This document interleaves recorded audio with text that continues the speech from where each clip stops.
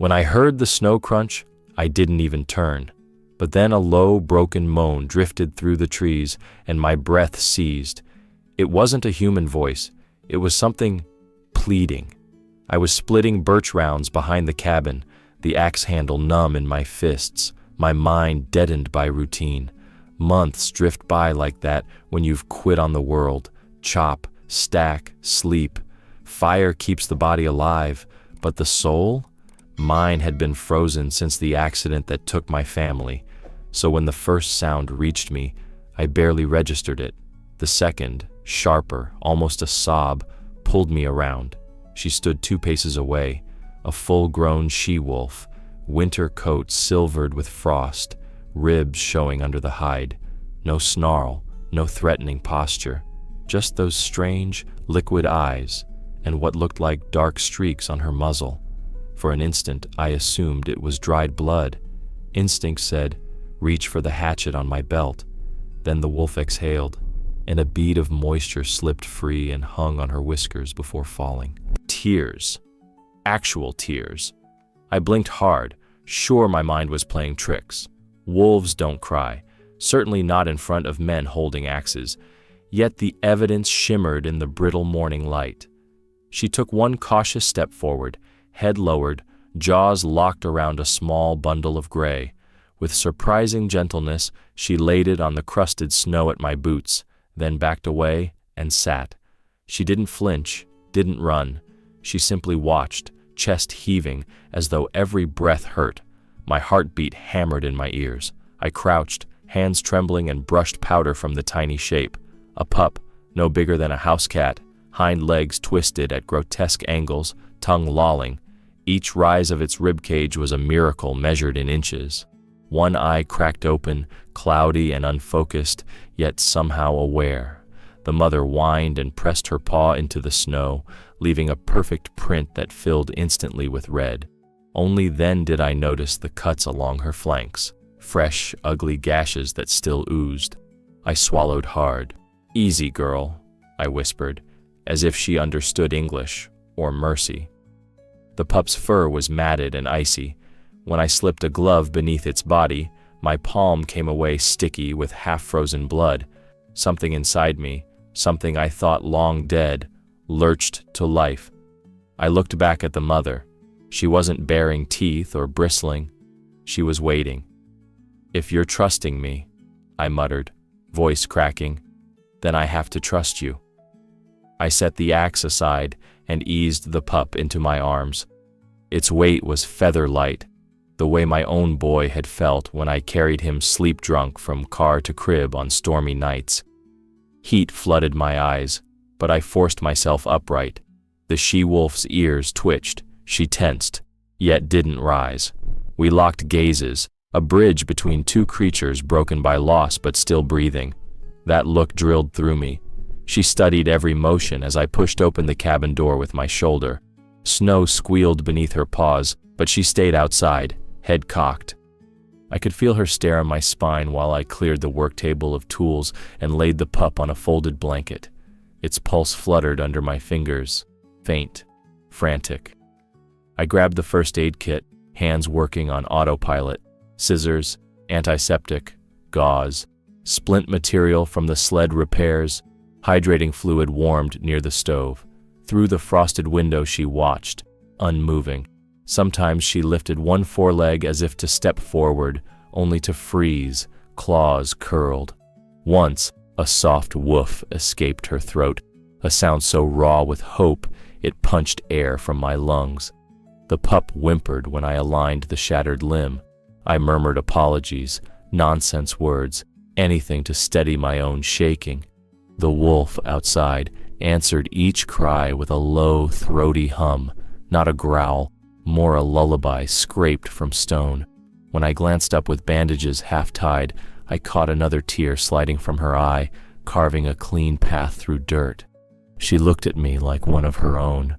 Minutes stretched thin. I finished the splints, wrapped the tiny body in my flannel shirt, and dripped warmed broth between its lips.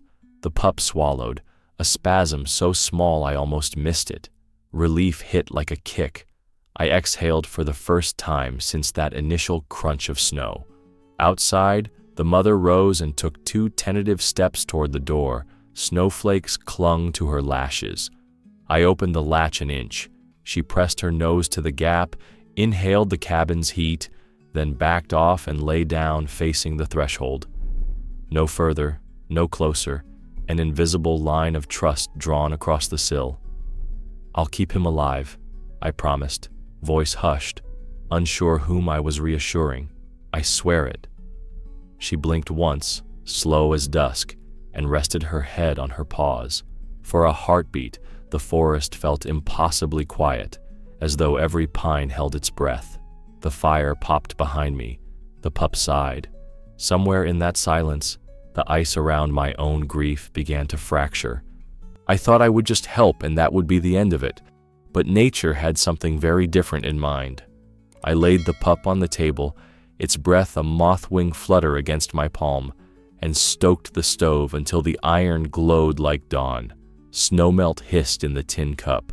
I tore an old flannel into strips, swirled them in hot water, wrung them until steam wavered in the lantern light.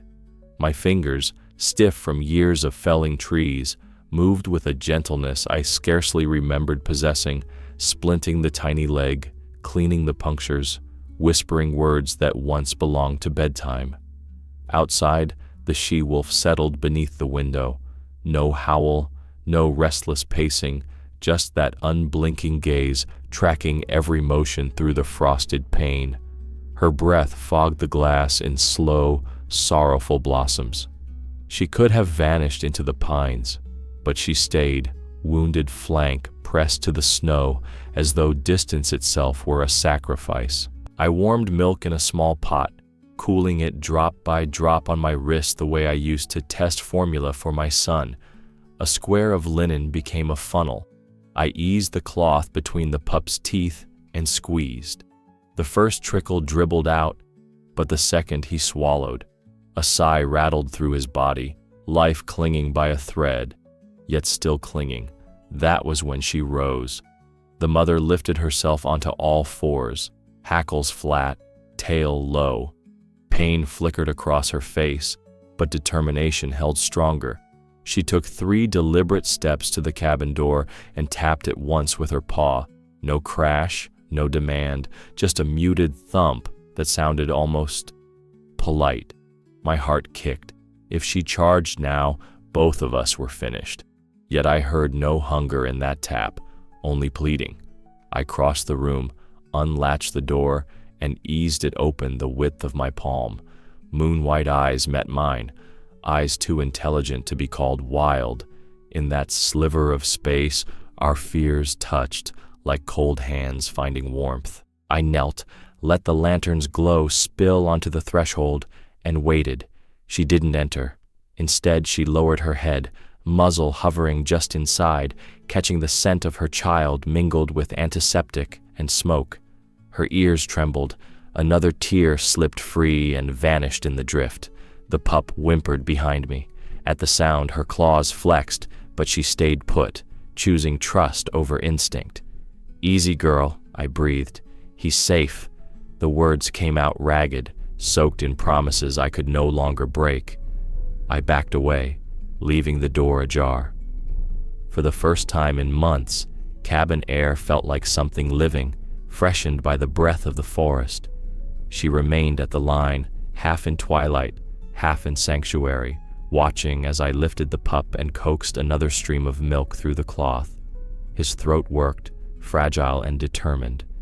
Each swallow pulled her a fraction closer, then held her back, an invisible tether of faith. She watched me feed her baby as if it were her last chance to believe in us. Humans. The pup gave a thin, wavering squeak. The she-wolf tapped the door again. 1, 2, soft knocks that vibrated straight through my chest. I set the bottle aside and approached, palm up. She sniffed, lips pulling back just enough to reveal the white flash of fang, then easing closed. I touched her cheek, coarse fur beneath my fingertips, heat of fever under the coat, the faint tremor of exhaustion. "Stay," I whispered, though I wasn't sure to whom I was speaking. She sank to her belly on the threshold. I returned to the table, massaging warmth into the pup's paws until tiny toes flexed. Each time he voiced a complaint, the mother answered with a low, steady hum that threaded the room like music older than language. Outside, wind rattled the shutters, but inside time slowed to the cadence of breath and heartbeat. Hours bled away. I changed dressings, spooned broth into the pup, wiped drool from his chin. Through it all, the she-wolf never left her post. Sometimes she lifted her head and fixed me with that radiant, impossible hope. Sometimes pain folded her ears flat. Yet she never crossed the sill, as though honoring some ancient border between our worlds. Near dawn, the pup slipped into a deeper sleep, chest rising more evenly. I draped him in my wool cap and finally exhaled. The she-wolf heard the relief and, for the first time, allowed her eyes to close, one blink, slow as prayer. I thought this fragile trust might be the whole miracle, that come morning she would gather her child and vanish, leaving me with nothing but tracks in the snow. But nature was only beginning to write its story with us, and the next page would ask far more of every heart still beating under this roof. I dragged the rocking chair to the doorway and settled in with a blanket across my knees. Outside, the she-wolf curled against the jamb, her body a living barricade of muscle and fur. We formed a crooked circle, wolf on the frozen porch, man in the threshold, and between us, on a low stool by the hearth, the pup swaddled in wool and warmth. Flames cracked, casting bronze arcs that gilded her silver coat each time she shifted. Night settled like velvet. The forest beyond the clearing breathed in hushes, an occasional limb popping under snowpack. She didn't flinch at any of it. Instead, her ears tracked only two sounds: the steady burn of the fire and the faint whistles slipping from the pup's nose. She trusted me enough to sleep, chin on paws, lids drooping but never fully closed. When I nodded off, the chair groaning under my weight, I dreamed of a highway at dusk, of headlights spinning, of my wife singing half a lullaby before everything went black. Cold air brushed my cheek. I jolted awake, hand reaching for a phantom car seat. My gaze met hers, luminous eyes only inches from mine, as if she'd leaned close to wake me from nightmares we both understood too well. No growl, just quiet recognition that grief speaks in many tongues. Dawn found us exactly where darkness had left us. I brewed coffee, poured melted snow into a bowl for her, and slid it onto the porch. She sniffed, lapped twice, then nudged the bowl back toward me as though reminding me to drink too. I laughed, an awkward, rusty sound that startled a jay from the eaves. She cocked her head, puzzled but unafraid. Day bled into night, night into day, the boundary becoming a membrane we crossed without thinking.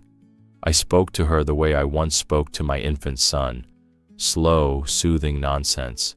She answered with soft woofs, with the thump of her tail against the planks, with eyes that followed my every motion and asked nothing more than honesty. Trust, it turns out, has a scent. The cabin began to smell less like fear and more like cedar smoke and possibility. On the evening of the third day, snowfall paused, and the sky cleared to a spill of stars so bright they cast shadows. Inside, the pup stirred beneath the blanket. He had eaten well, temperature steady, wounds knitting beneath fresh bandages. I lifted him to let him stretch, but he wriggled free, tiny claws skittering across the wood. Before I could steady him, he planted his good forepaw, pushed upright on one shaky leg, and took a hop step toward the doorway. My breath caught. He looked like a wind-blown twig, but determination burned through every quiver. 2, 3 wobbling hops, nose leading him toward the porch light. He squeaked, a high, triumphant chirp, and tumbled sideways against the jamb. The she-wolf's ears snapped forward. She rose, looming huge in the threshold, yet didn't cross inside. Instead, she threw back her head and released a sound so pure it punched straight through bone. Not a lament, not the territorial howl I'd heard on moonlit hunts. This was thinner, higher, ringing with something raw and bright. Hope. That's what it was. The sound hope makes when it finally fries the last strand of despair. I'd hunted wolves, logged their calls on field notes, but nothing prepared me for that note. A mother's hymn clinging to the fragile chord her child had just struck. My throat closed around it. "I have never heard a cry like that," I whispered, voice shaking. It was the voice of a mother whose chance just came back to life. The pup's ears twitched at her song. He answered with a warbling yip, then collapsed into my palms, exhausted. I cradled him against my chest, heart hammering so loud I wondered if he could hear it. She quieted, eyes reflecting fire and starlight in twin mirrors of gratitude. I eased the pup back onto the blanket, fed him a few drops of milk, and stroked the velvety fur between his ears until sleep pulled him under again. Outside, the she-wolf settled too, paws tucked, muzzle resting on the sill, as though keeping vigil alongside me. For the first time in years, I didn't feel alone. We stayed that way until dawn painted the snow blush pink. My joints ached, but I dared not move. Some fragile treaty bound the moment together. Yet even as warmth seeped back into the cabin walls and the pup's breathing deepened, a chill threaded my spine. I realized trust is never static. It either grows or breaks, and nature seldom leaves it idle. I thought, foolishly, that this would be the story's end, that I'd mended a leg, heard a miracle howl, and could now return to solitude with a heart marginally less shattered. But the wild rites and chapters we never see coming, and everything up to now was only the opening line. I sat on the floor with my back against the hearthstones, the pup asleep across my forearms like a bundle of smoldering ash, small, hot, breathing in fitful puffs. Outside, February prowled the walls, rattling the shutters, but inside the only sound was his half-dreamed whimper. It was a note I knew too well. My son used to make the same sound when fever dragged him through nightmares, a soft, broken men, as if pleading with sleep to let him go. The memory cut so suddenly I almost dropped the pup. I tightened my grip, and my voice, unused to tenderness, escaped as a hoarse lullaby. "Easy, little guy, I've got you." The words echoed off log walls that had heard nothing but silence for years. His eyelids fluttered. In the lamp glow, I caught the color of them. Storm cloud gray, exactly my boy's. My gut folded in on itself. I'd spent 2 winters out here trying to forget those eyes, but now they stared up at me from a different face, a different species, as if grief had picked a new shape, just to see whether I'd notice. A tremor rolled through me. I tried to swallow it, to clamp it down the way I always did, but the crack widened. It started in my chest, leaked into my throat, and finally broke through my eyes. Tears, hot, humiliating, unstoppable, spilled onto the pup's fur. I hadn't cried since the night the sirens turned the highway red and blue. I thought the well was dry. Turns out it had only frozen solid, waiting for a thaw like this. The pup stirred, whimpered again. I pressed him closer, rocking in small circles. His ear brushed my cheek, wetting it with milk-sour breath. The sound he made dragged more memories loose. My boy coughing against my shoulder, his fevered skin, the lullabies I never finished singing. The cabin blurred. For one savage heartbeat, I wanted to hand this fragile body back to the wolf and run into the trees until the cold swallowed every ache. Boards creaked behind me. I looked up, vision smeared. The she-wolf stood half inside the doorway. Snow clung to her chest fur, melting in clear beads that slid like stars across coarse gray. She took one silent step, then another, each paw deliberate, claws clicking once on the plank. I didn't move. Couldn't. All I could do was cry. Wide open, ragged sobs that shook the pup and echoed in the rafters. She paused when she reached me, head level with mine. Those pale eyes searched my face the way I'd studied hers 3 nights ago, as if counting the wounds. Then, slowly, gently, she lowered herself until her muzzle touched my knee. Not a test bite, not a dominance press. Arresting, she laid the full weight of her head in my lap, warm breath feathering through my soaked shirt. The shock of it stilled every sob. My hands, still cupping the pup, froze mid-rock, uncertain whether to defend or surrender. I let them fall against her neck instead, coarse guard hairs, softer undercoat, the pulse of an artery beating in time with mine. She made a sound, half sigh, half groan, that wasn't pain. It was recognition, the relief of finding someone else still breathing inside the wreckage. I can't tell where the man ends and the animal begins, I whispered, voice shredded. Tonight we're both just parents. Her ears flicked at the word. The pup squeaked between us, and she answered with a low chuff that vibrated right through my thighs. I realized my tears had slowed, replaced by a strange warmth spiraling out from where her head pressed bone and sinew. The hearth behind us wasn't the only fire in the room anymore. She lifted her gaze to mine, and the question there was simple. Do you see me now? Not as predator, not as legend, but as mother. Something in me, cracked open and still raw, answered yes without words. She laid her head on my knees and, in that instant, for the first time in years, I felt alive. We sat like that while the cabin clock ticked through hours I didn't mark. Once the pup twitched in a nightmare, we both shushed him in unison, her with soft throat rumbles, me with hushes I hadn't used since hospital corridors echoed them back.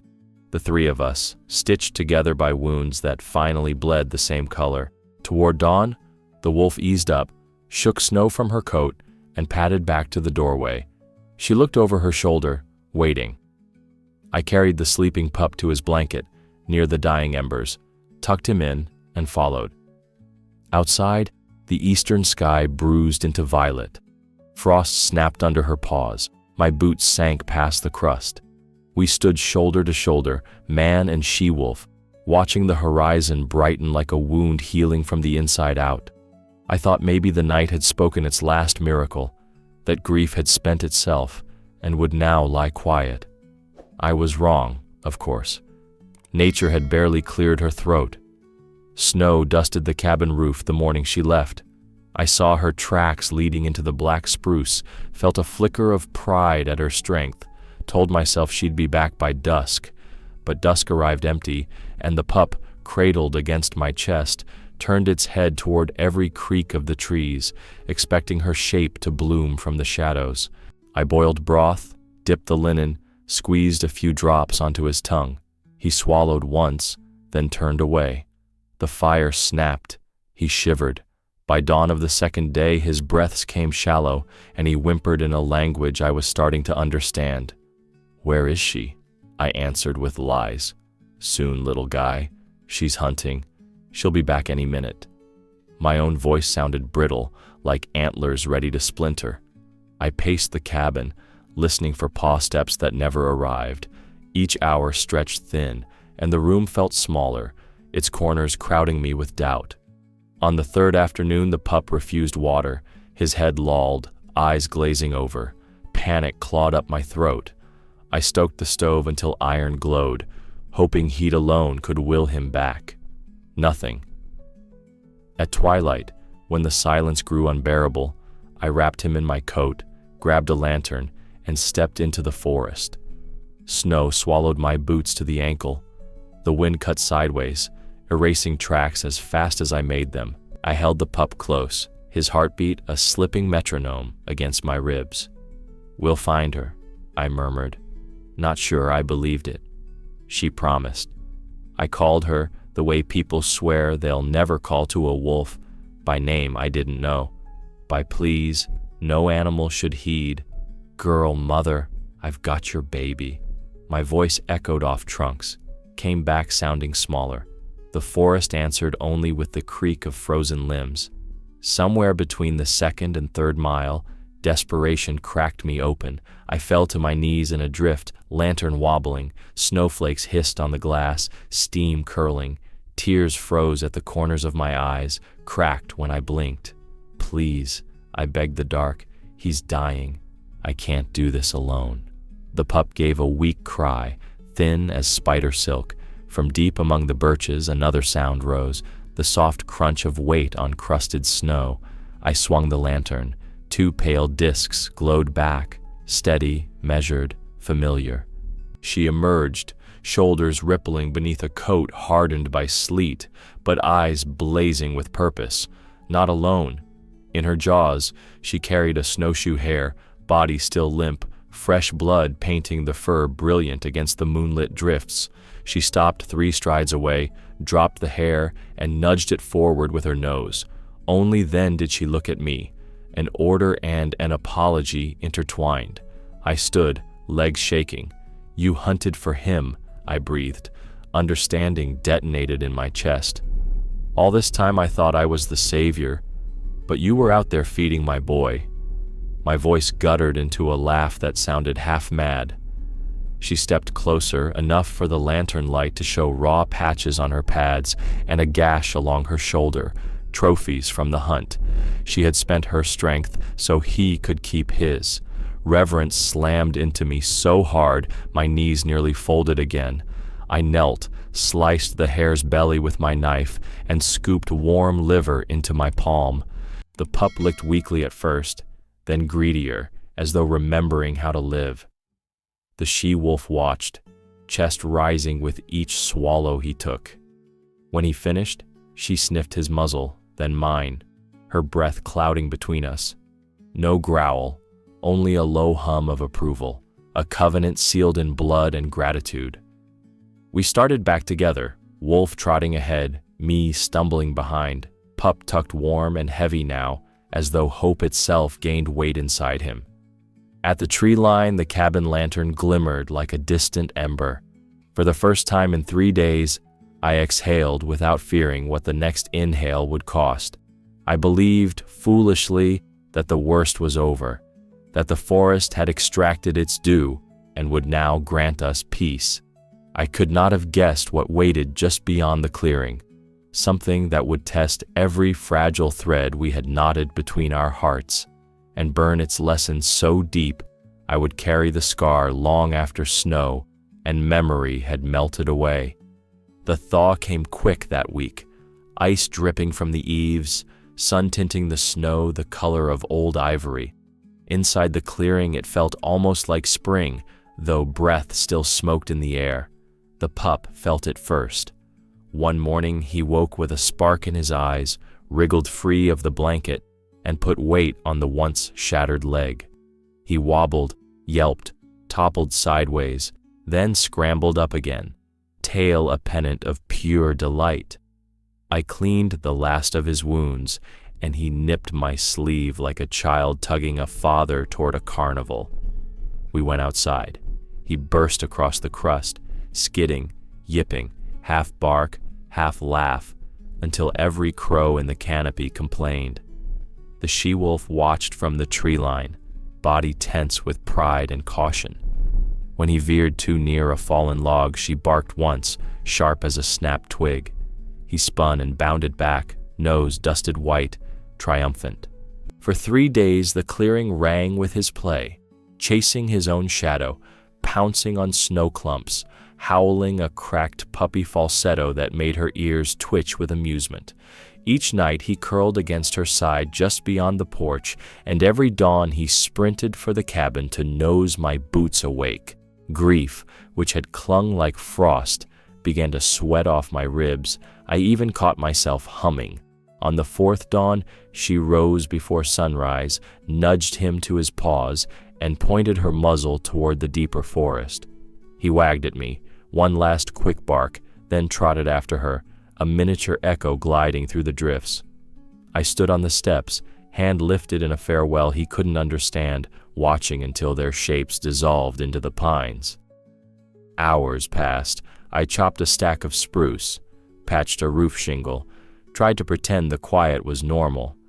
By twilight, my stomach felt hollow in a way food couldn't touch. Darkness pooled between the trunks, but they did not come back. That night I lit the lantern and set it on the porch, a lighthouse whose beam barely reached the tree line. Nothing answered. The next morning, nothing still. I told myself the goal had always been to return him to the wild, that this was success. Yet the cabin felt bereft, heavy with the echo of tiny paw clicks on wood. I slept poorly, dreaming of my son waving from a distant shore while a silver wolf ferried him away on a river of snowmelt. The second sunset bled red across low clouds. I sat on the steps with a tin mug gone cold in my hands, rehearsing all the ways to say goodbye to creatures who would never hear the words. That was when I heard it. Soft footfalls, no hurry, no stealth. She emerged from shadow alone, coat spangled with ice like stars. Between her jaws, she carried something dark. I stood, heart quickening, hope, fear, both. She padded to the foot of the stairs, set her cargo on the lowest tread, and stepped back. 2 neat slabs of fresh meat, still warm, steaming in the evening chill. She sat, tail curled, eyes fixed on mine. I couldn't breathe. "Where's the pup?" I croaked, but even as I asked, I knew he was safe, somewhere learning the map of the forest under her tutelage. Tonight wasn't about him. Tonight was about me. She nudged the meat closer with her nose, then looked up as if waiting for me to understand. My knees buckled. I sank onto the top step, throat tight. Wind rattled the birches, but she didn't flinch. She only watched. "She brought food for me," I whispered, voice breaking. Tears blurred the world into watercolor. All this time I thought I was the rescuer.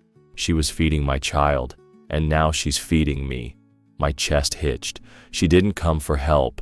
She came to share life. I reached for a piece of meat, half expecting her to snap, but she merely cocked her head. Permission granted. Warm blood coated my fingers, rich and metallic. I took a bite. Iron and pine smoke and something wilder flooded my mouth. She watched me chew the way a mother watches a sick son finish soup. Cautious relief, quiet insistence. She laid the second piece closer, just in case one wasn't enough, and her eyes softened. She placed food at my feet and watched me eat, like a mother I could lean on. The taste unlocked something raw. I ate, tears slipping unchecked. She stayed until the last bite was gone, then rose, circled once as if approving the empty plate, and melted back toward the trees. At the edge of the clearing, she paused, glancing over her shoulder, the lantern glow catching the curve of her muzzle. A single bark, soft, almost affectionate, floated across the snow before she vanished. I sat there long after darkness swallowed the path, palms still sticky with gratitude I could not wash off. I believed the gift marked a conclusion, a bow tied on our strange communion. I thought, foolishly, that peace had settled at last. But nature was clearing her throat again, readying a lesson I would carry to my grave. Winter's grip loosened, finger by finger. The sun climbed higher, scattering diamonds off the half-rotted crust. Icicles tapped the eaves like metronomes, measuring a season in drips. Deer tracks reappeared on the ridge. Crows argued from budding spruce tips, and every dawn carried the smell of water instead of iron. Out here, you can feel the hinge of the year creak open, and this time I felt it in my bones, because she began to miss her visits.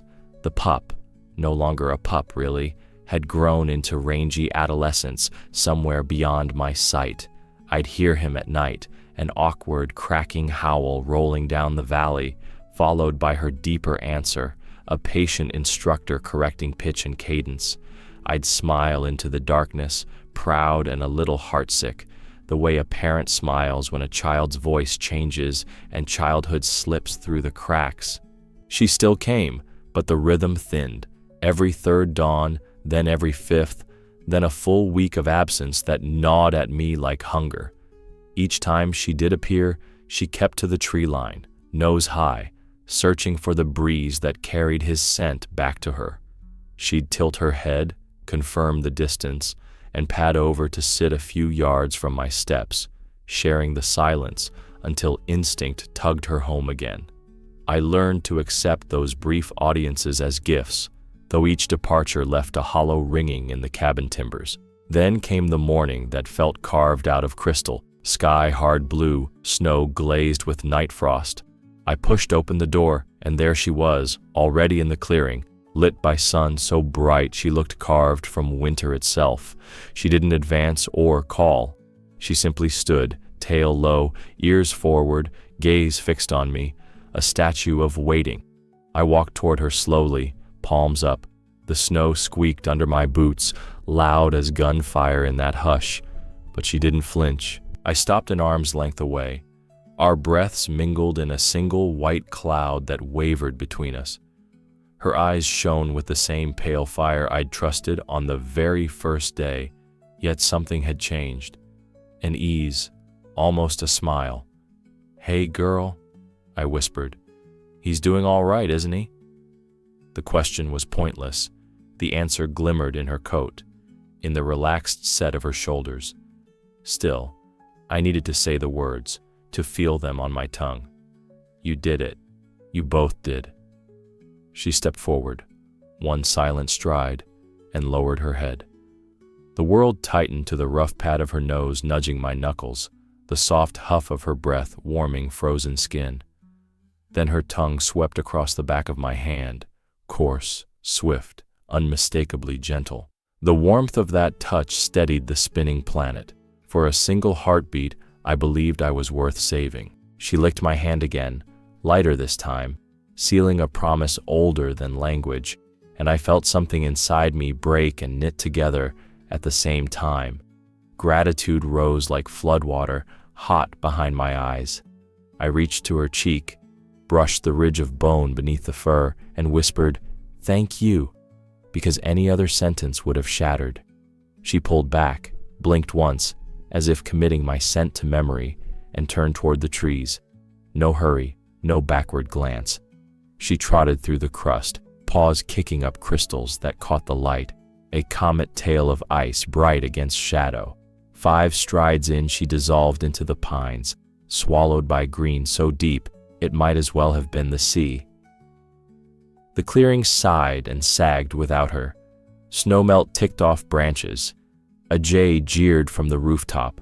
Life resumed its ordinary noises, but the air felt thinner.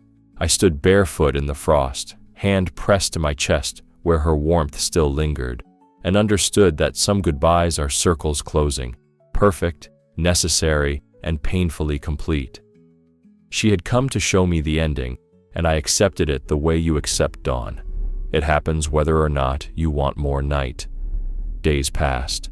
I set snares, split wood, mended the chimney cap. Evening winds carried distant choruses, 2 clear voices now, one mature, one still cracking, weaving through the hills. I'd pause, axe suspended, and let the sound stitch itself into the ragged fabric of my heart.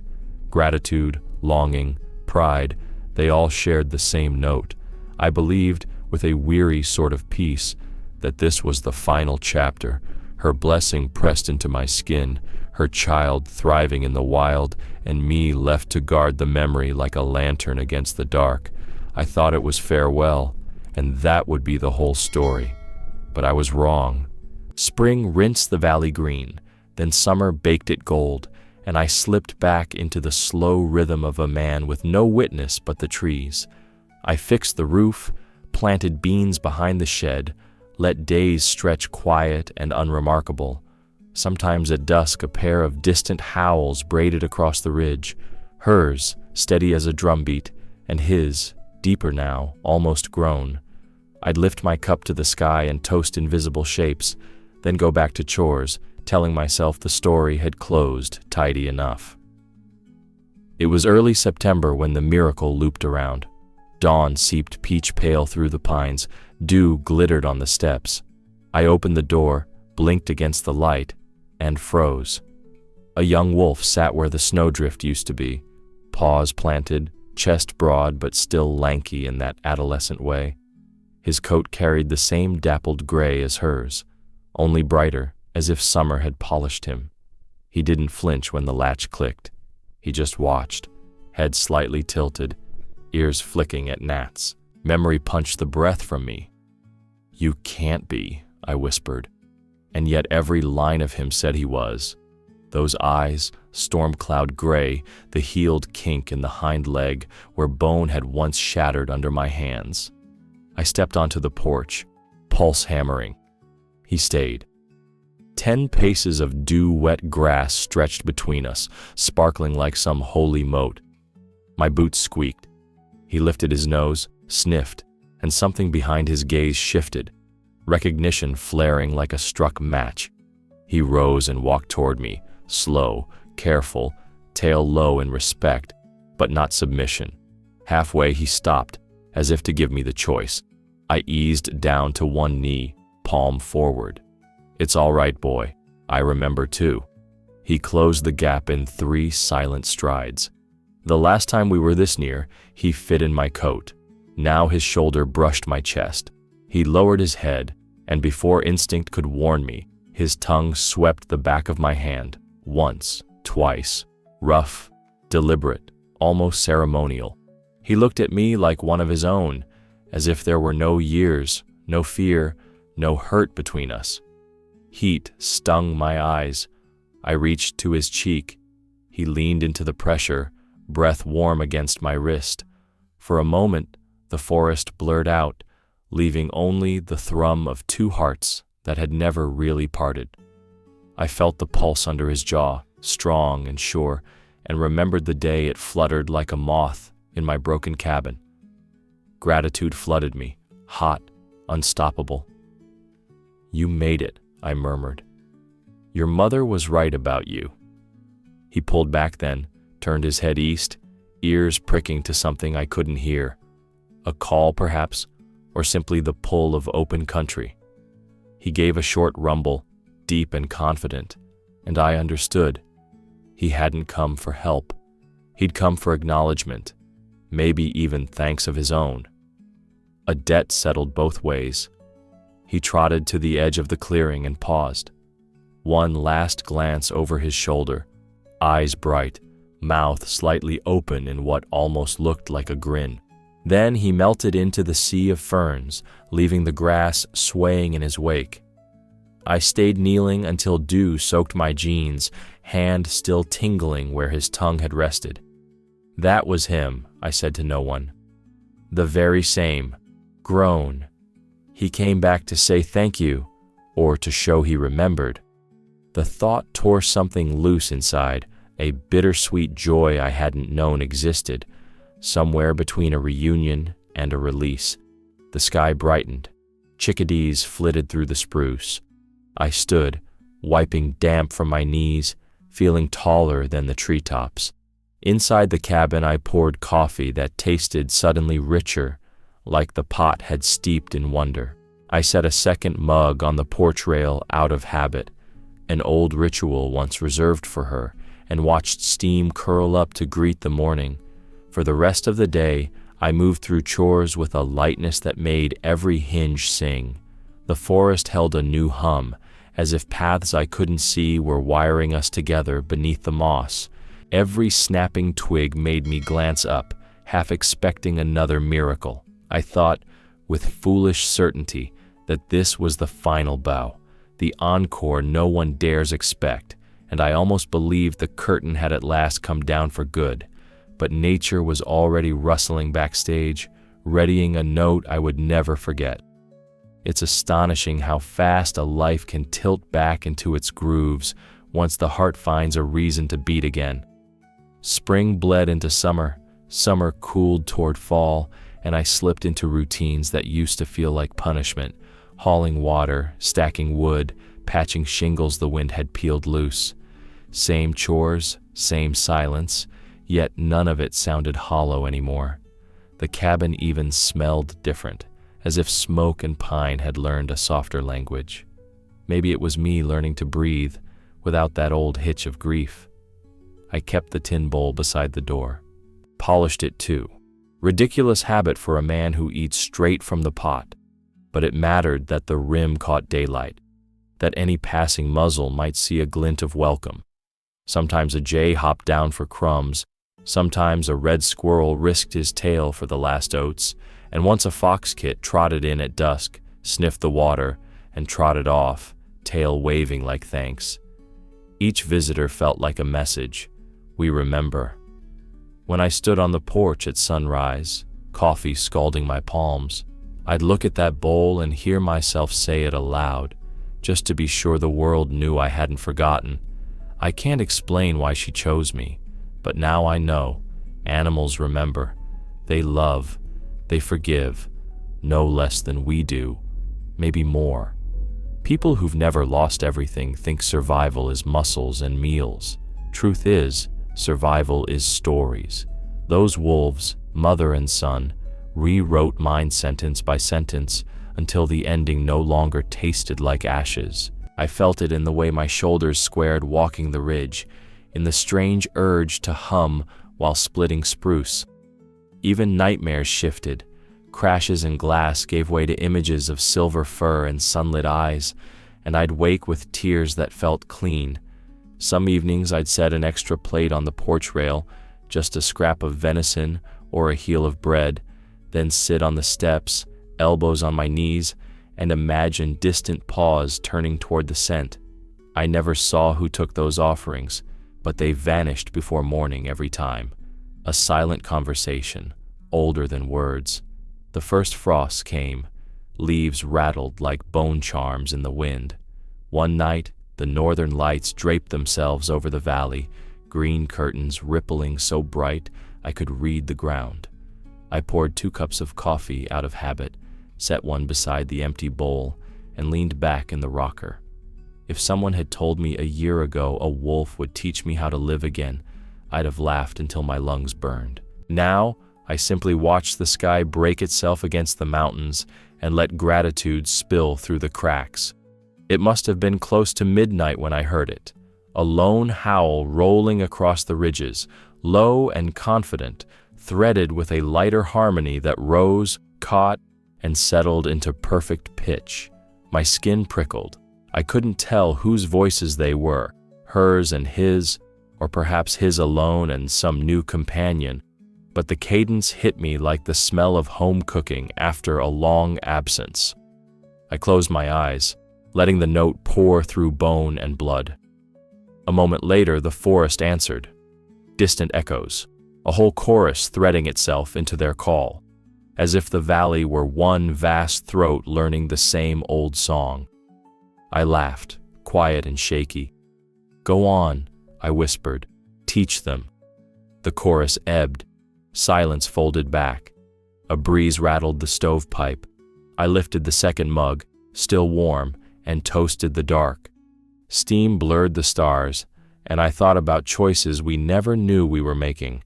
Stepping onto a porch with an axe still in hand, opening a door just wide enough for a shattered pup, kneeling in snow because pride finally cracked. Every small courage plants a seed the heart might one day call forest. Time drifted.